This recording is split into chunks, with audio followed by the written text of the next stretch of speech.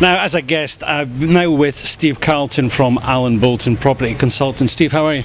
Good, Paul, yourself? I'm very well. It's been a great night tonight. It was nice. We didn't get invited to this part last year, or we didn't come along, so it's great to actually see the golfers. They've had a great day and a great feed, and now they're having a few beers. You had a few yourself? Oh, only one or two, but I'm saving that for later, really. Now, you didn't play today? No, golf's not really my sport. I mean, I've hit a couple of hole-in-ones on my PlayStation, but that's about it. Okay, good man. Now, Alan Bolton, you've been a sponsor now for how long? This is our second year, I believe it is, maybe third. Second year. Second year. Okay. Yeah. Okay, well, it's great that you've came back in. If we can maybe just talk about business. I mean, this has been a bit of a funny year, a bit of a tough year in some ways, or has it been? Yeah, it's been a little bit of a confusing year for a lot of people, and especially with the lack of clarity with the Foreign Business Act and things like that. It's making it pretty difficult, and the coup didn't help, but things are starting to settle down now. Business is starting to take off again. We're starting to do a reasonable amount of rentals, and obviously our sales have been reasonably consistent all through.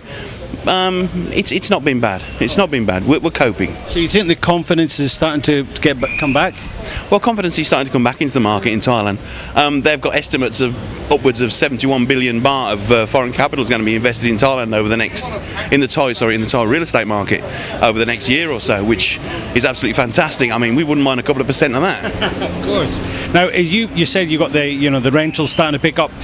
I mean, when I've been out speaking to business owners and people working the property, and they seem to think that it's more that the condo market seems to be the one that's maintained or remained pretty strong. Is that right? It has been, yeah. The condo market has actually carried us through this rough period. We've always consistently maintained a good level of sales within the sort of low to medium price condos. That's sort of things from as low as 750,000 up to about 3.5 million. It's pulled us through. It's helped us keep our profits at a reasonable level and keep us going. All right. Okay. Well, it's good to hear that there's light at the end of the tunnel, and it's not a train coming towards us, which is a nice thought, I guess. What does someone like yourself, if you like, personally, what do you get out of sponsoring this event? I don't think it's really important what I get out of sponsoring this event or what my company does. I think what the most important thing about it is the fact what the children get out of it.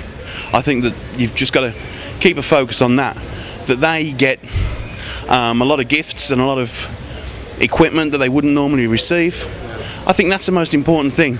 As a company, if we get a little bit of exposure, fantastic, but most importantly, the kids get a little bit of pleasure, and they get their place maintained at a good level. I think that's the most important thing, really. Well, what a great answer, and of course it is the right answer. Business is just a tiny part of it, and as I was saying earlier, last year the kids said that they wanted, it was like sporting stuff that they wanted, wasn't it? Which was javelins. Yeah, javelins, yes, which was quite surprising.